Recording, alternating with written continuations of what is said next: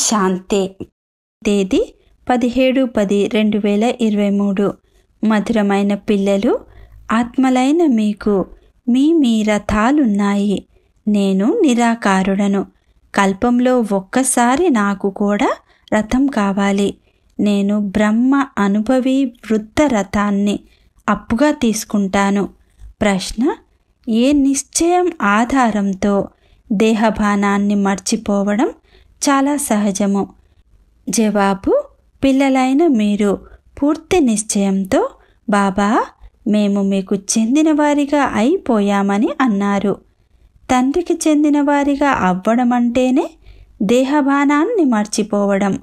ఎలాగైతే శివబాబా ఈ రథములోకి వచ్చి మళ్ళీ వెళ్ళిపోతారో, అలా పిల్లలైన మీరు కూడా ఈ రథంలోకి రావడం పోవడాన్ని అభ్యాసం చేయండి. అశరీరీలుగా అయ్యే అభ్యాసాన్ని చెయ్యండి. ఇందులో ఏ కష్టమూ అనుభవం అవ్వరాదు. స్వయాన్ని నిరాకార ఆత్మగా భావించి తండ్రిని స్మృతి చేయండి. పాట: ఓం నమః శివాయ. ఓం శాంతి.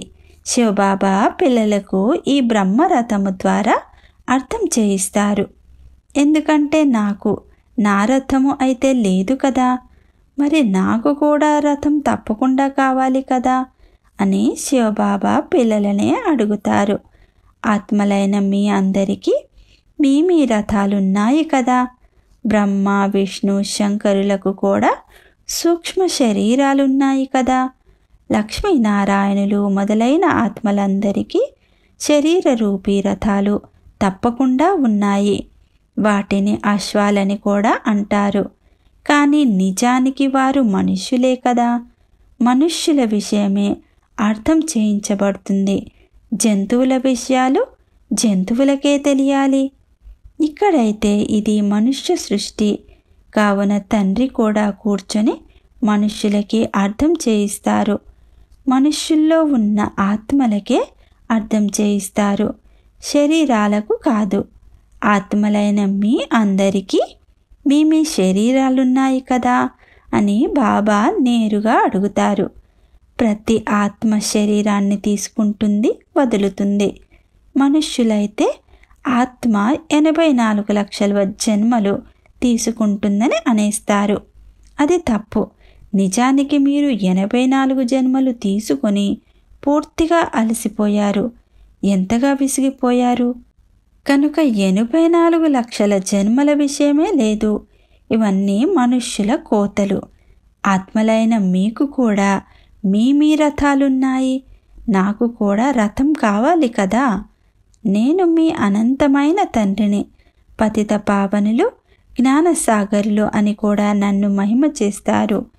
మీరు ఇంకెవ్వరినీ పతిత పావనులని అనరు. లక్ష్మీనారాయణులు మొదలైన వారిని కూడా పతిత పావనులని అనరు.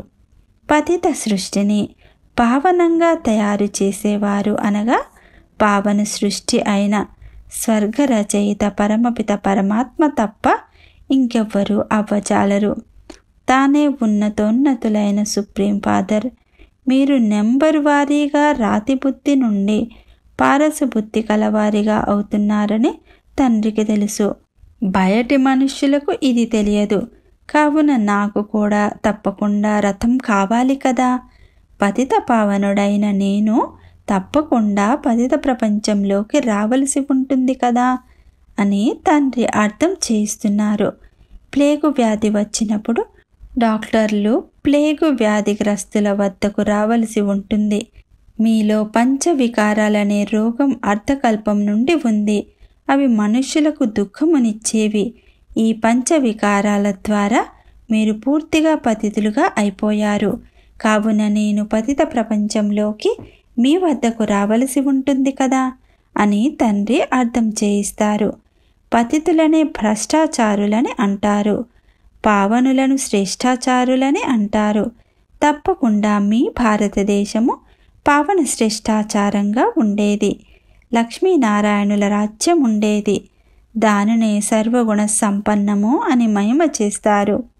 అక్కడ అందరూ సుఖంగా ఉండేవారు. ఇది నిన్నటి విషయము. కావున మరి నేను ఎలా రాను? ఎవరి శరీరంలోకి రాను అని తండ్రి అడుగుతారు. నాకైతే మొదట ప్రజాపిత కావాలి. మరి సూక్ష్మవదన వాసిని ఇక్కడకు ఎలా తీసుకురాగలను? అతను ఫరిష్తా, సూక్ష్మదేవత కదా. అతడిని పతిత ప్రపంచంలోకి తీసుకురావడం దోషమవుతుంది. నేను ఏ తప్పు చేశాను అని అతను అంటాడు. తండ్రి ఇలా చాలా రమణీయకమైన విషయాలను అర్థం చేయిస్తారు. ఎవరైతే తండ్రికి చెందిన వారిగా అయ్యి ఉంటారో వారు మాత్రమే అర్థం చేసుకుంటారు. వారు గడియ గడియ తండ్రిని స్మృతి చేస్తూ ఉంటారు. ఎప్పుడైతే ఈ భూమిపై పాపం పెరిగిపోతుందో అప్పుడు నేను వస్తానని తండ్రి చెప్తారు. కలియుగములో మనుష్యులు ఎన్ని పాపాలు చేస్తారు? కావున పిల్లలు, మరి నేను రావాలంటే ఎవరి తనువులోకి రావాలో చెప్పండి అని తండ్రి అడుగుతారు. నాకైతే తప్పకుండా వృద్ధ అనుభవి తనువే కావాలి. ఇప్పుడు నేను తీసుకున్న ఈ రథము చాలామంది గురువులను ఆశ్రయించారు. శాస్త్రాలు మొదలైనవి చదివారు. చాలా చదివారని కూడా వ్రాయబడి ఉంది కదా. ఇది అర్జునుని విషయం కాదు. నాకు అర్జునుని రథం కానీ కృష్ణుని రథం కానీ అవసరం లేదు. నాకు బ్రహ్మ రథమే కావాలి. వారినే ప్రజాపిత అని అంటారు. కృష్ణుడిని ప్రజాపిత అని అనరు. తండ్రికైతే బ్రహ్మరథమే కావాలి. దాని ద్వారా బ్రాహ్మణుల ప్రజలను రచించగలుగుతారు. బ్రాహ్మణులది సర్వోత్తమ కులము. విరాట రూపాన్ని చూపిస్తారు కదా. అందులో దేవత, క్షత్రియ, వైశ్య, శూద్రులు ఉంటారు. పోతే బ్రాహ్మణులు ఏమైనట్లు? ఇది ఎవరికీ తెలియదు. ఉన్నతోన్నతమైనది బ్రాహ్మణుల పిలక. పిలక ఉంటేనే బ్రాహ్మణులు అని భావించబడుతుంది. సత్యమైన పిలక మీదే. మీరు పెద్ద పిలక ఉన్న రాజ ఋషులు. ఎవరైతే పవిత్రంగా ఉంటారో వారిని ఋషులని అంటారు. మీరు రాజయోగులు, రాజ ఋషులు. మీరు రాజ్యం కొరకు తపస్సు చేస్తున్నారు. వారు ముక్తి కొరకు హఠయోగ తపస్సును చేస్తారు. మీరు జీవన్ముక్తి కొరకు, రాజ్యం కొరకు రాజయోగ తపస్సు చేస్తున్నారు. మీ పేరే శివశక్తులు. శివబాబా మీకు పునర్జన్మను ఇస్తారు. కావున మీరు మళ్ళీ భారతదేశంలో జన్మ తీసుకుంటారు. జన్మ తీసుకున్నారు కదా. కొందరు భలే జన్మ తీసుకున్నా తాము శివబాబాకు చెందిన వారిగా అయ్యామని, వారి వద్ద జన్మ తీసుకున్నామని భావించరు. అలా భావించినట్లయితే దేహభావం పూర్తిగా తొలగిపోవాలి. ఎలాగైతే నిరాకారుడైన శివబాబా ఈ రథంలో ఉన్నారో అలా మీరు కూడా స్వయాన్ని నిరాకారి ఆత్మగా భావించండి. పిల్లలు, నన్ను స్మృతి చేయండి అని అంటారు. ఇప్పుడిక తిరిగి ఇంటికి వెళ్ళాలి. మొదట మీరు అశరీరీలుగా ఉండేవారు. తర్వాత మళ్ళీ దేవీ దేవతల శరీరాన్ని తీసుకున్నారు. ఆ తర్వాత క్షత్రియ శరీరాన్ని, వైశ్య శరీరాన్ని, శూద్ర శరీరాన్ని తీసుకున్నారు. ఇప్పుడు మీరు మళ్ళీ అశరీరీలుగా అవ్వండి. మీరు తండ్రి అని నిరాకారుడనైన నన్నే అంటారు. తండ్రి, ఇప్పుడు మేము మీకు చెందిన వారిగా అయ్యాము. ఇప్పుడు తిరిగి వెళ్ళాలి. దేహాన్నైతే తీసుకెళ్లరు. ఓ ఆత్మలారా, ఇప్పుడు తండ్రినైన నన్ను, మధురమైన ఇంటిని స్మృతి చేయండి. మనుష్యులు విదేశాల నుండి తిరిగి వచ్చేటప్పుడు మన స్వీట్ హోమ్ అయిన భారతదేశానికి వెళ్తాము. ఎక్కడైతే జన్మ తీసుకున్నామో అక్కడికి వెళ్తాము అని అంటారు. మనుష్యులు మరణిస్తే వారు జన్మ తీసుకున్న చోటికే వారిని తీసుకువెళ్తారు. భారతదేశ మట్టితో తయారైన వారు కాబట్టి వారి మట్టిని భారతదేశంలోనే వదలాలని భావిస్తారు. నా జన్మ కూడా భారతదేశంలోనే జరుగుతుంది అని తండ్రి అంటారు. శివ జయంతిని కూడా జరుపుకుంటారు. నాకు ఎన్నో పేర్లు పెట్టేశారు. హరహర మహాదేవా, సర్వుల దుఃఖాన్ని హరించువాడా అని అంటారు. అది కూడా నేనే, శంకరుడు కాదు. బ్రహ్మ సేవ చేస్తూ హాజరుగా ఉన్నారు. ఎవరైతే స్థాపన చేశారో వారే మళ్ళీ విష్ణువు యొక్క 2 రూపాల ద్వారా పాలన చేస్తారు. నాకు ప్రజాపిత బ్రహ్మ తప్పకుండా కావాలి. ఆదిదేవుని మందిరం కూడా తప్పకుండా ఉంది. ఆదిదేవుడు ఎవరి పుత్రుడు? ఎవరైనా చెప్పండి. ఈ దిల్వాడా మందిరము ట్రస్టీలకు కూడా ఆదిదేవుడు ఎవరో, అతని తండ్రి ఎవరో తెలియదు. ఆదిదేవుడు ప్రజాపిత బ్రహ్మ, అతని తండ్రి శివుడు. ఇది జగత్పిత మరియు జగదంబల స్మృతి చిహ్న మందిరము. ఈ ఆదిదేవుడైన బ్రహ్మరథములో తండ్రి కూర్చొని జ్ఞానాన్ని వినిపించారు. పిల్లలందరూ గదులలో కూర్చున్నారు. అందరి మందిరాలను తయారు చేయరు. 108 మాల ముఖ్యమైనది కనుక 108 గదులను తయారు చేశారు. 108 మాలకే పూజ జరుగుతుంది. ముఖ్యమైన వారు శివబాబా, ఆ తర్వాత బ్రహ్మ సరస్వతి జంట పూసలు. శివబాబా పుష్పము, వారికి తమ శరీరం లేదు. బ్రహ్మ సరస్వతులకు తమ శరీరాలున్నాయి. శరీరధారుల మాలయే తయారు చేయబడి ఉంది. అందరూ మాలను పూజిస్తారు. పూజించి పూర్తి చేశాక మళ్ళీ శివబాబాకు నమస్కరిస్తారు, తల వంచుతారు. ఎందుకంటే వారు వీరందరినీ పతితులను పావనంగా చేశారు. అందుకే పూజింపబడతారు. మాలను చేతిలోకి తీసుకుని రామరామ అని అంటారు. పరమపిత పరమాత్మ పేరును గూర్చి ఎవ్వరికీ తెలియదు. శివబాబా ముఖ్యమైన వారు.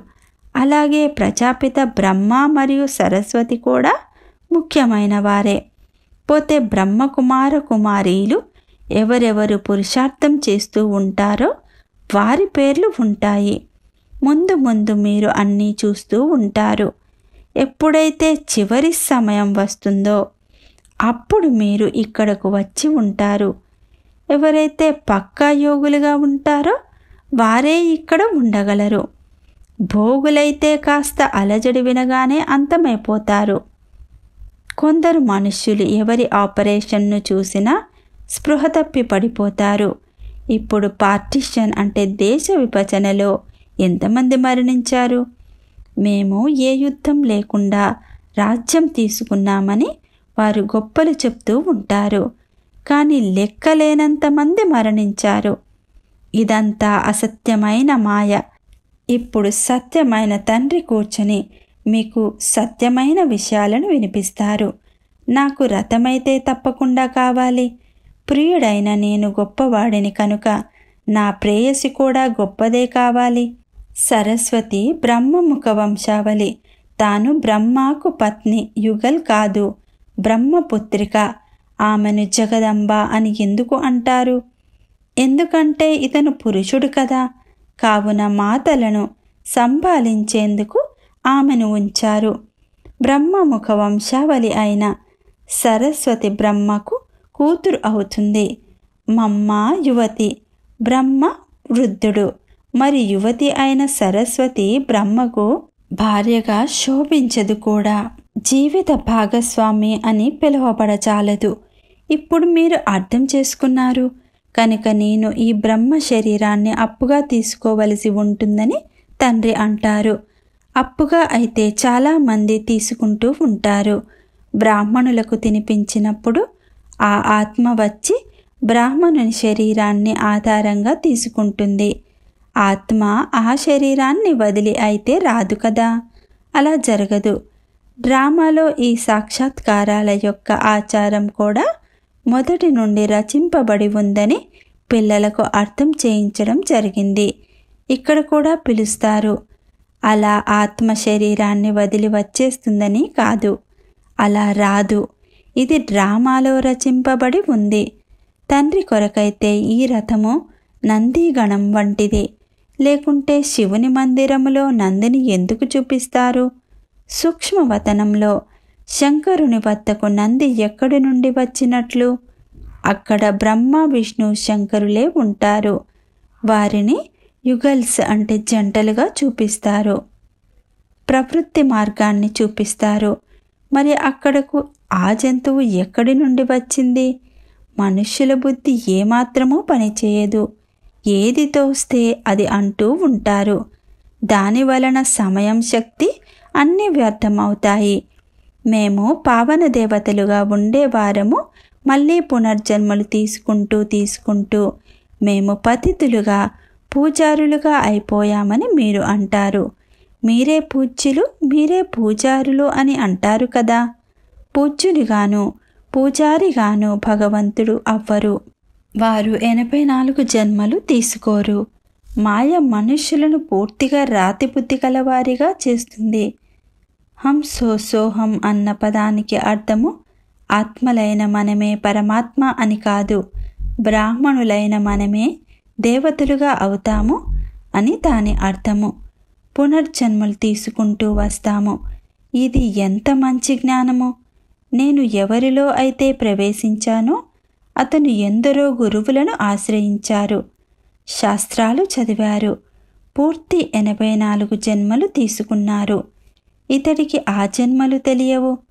మీకు ఇతడితో పాటు ఈ విషయాలను తెలిపిస్తాను, బ్రహ్మాకు కూడా తెలిపిస్తాను. నేను ఎల్లప్పుడూ అలా స్వారీ చేయలేను.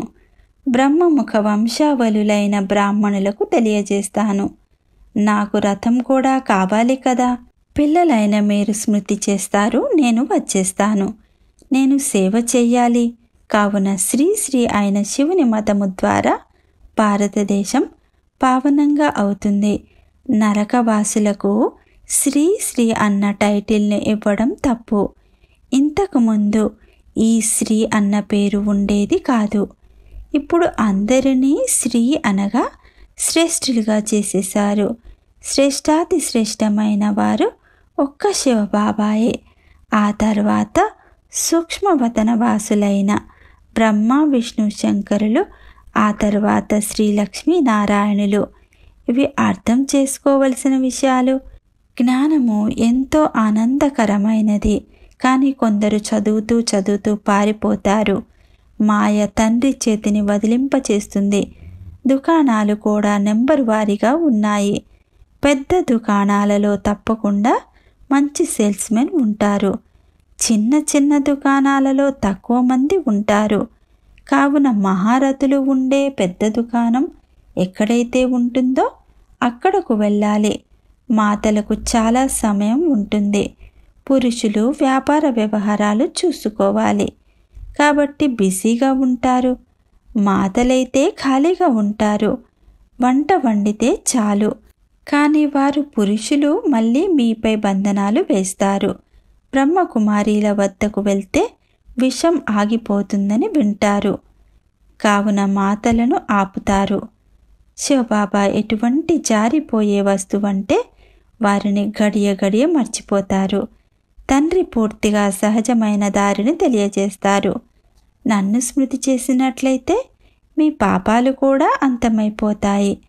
అంతేకాక నా వద్దకు కూడా వచ్చేస్తారని చెప్తారు. స్మృతి చేయకుంటే పాపాలు అంతమవ్వవు. నా వెంట కూడా తీసుకెళ్ళను కనుక శిక్షలు అనుభవించవలసి ఉంటుంది. భక్తి మార్గంలో మజ్జిగ తాగుతూ వచ్చారు. వెన్నను మీరు సత్యత్రేతాయుగాలలో తిని పూర్తి చేసేశారు. పోతే చివరిలో మజ్జిగ మిగులుతుంది. ఆ మజ్జిగ కూడా మొదట మంచిది లభిస్తుంది, ఆ తర్వాత నీరుగా లభిస్తుంది. సత్యత్రేతాయుగాలలో నెయ్యి, పాల నదులు ప్రవహిస్తాయి. ఇప్పుడు నెయ్యి ఎంత ఖరీదైపోయింది. అచ్చా, మధురాతి మధురమైన అపురూపమైన పిల్లలకు మాతపిత బాపుదాదాల ప్రియ స్మృతులు మరియు గుడ్ మార్నింగ్. ఆత్మిక పిల్లలకు ఆత్మిక తండ్రి నమస్తే. ధారణ కొరకు ముఖ్య సారము. మొదటిది, రాజ ఋషులుగా అయ్యి తపస్సు చేయాలి. పూజ్యనీయ మాలలోకి వచ్చేందుకు తండ్రి సమానంగా సేవ చేయాలి. పక్కా యోగులుగా అవ్వాలి. రెండవది, జ్ఞానము ఎంతో ఆనందదాయకమైనది కావున రమణీయకతతో చదవాలి, తికమక పడరాదు. వరదానము, వెరైటీ అనుభూతుల ద్వారా సదా ఉమంగ ఉత్సాహాలతో నిండుగా ఉండే విఘ్నజీత్ భవ. రోజు అమృతవేళ రోజంతటి కొరకు వెరైటీ ఉమంగ ఉత్సాహాల పాయింట్లు బుద్ధిలో ఇమర్జ్ చేసుకోండి. ప్రతిరోజు యొక్క మురళి నుండి లభించే ఉమంగ ఉత్సాహాల పాయింట్లు నోట్ చేసుకోండి. ఆ వెరైటీ పాయింట్లు ఉమంగు ఉత్సాహాలను పెంచుతాయి. వెరైటీని ఇష్టపడడం మనుష్యాత్మల నేచర్. అందువలన జ్ఞాన పాయింట్లను మననం చేయండి లేక ఆత్మిక సంభాషణ చేయండి. వెరైటీ రూపాలతో జీరోగా అయ్యి మీ హీరో పార్ట్ను స్మృతిలో ఉండండి. అప్పుడు ఉమంగ ఉత్సాహాలతో నిండుగా ఉంటారు మరియు విఘ్నాలన్నీ సహజంగా సమాప్తమైపోతాయి.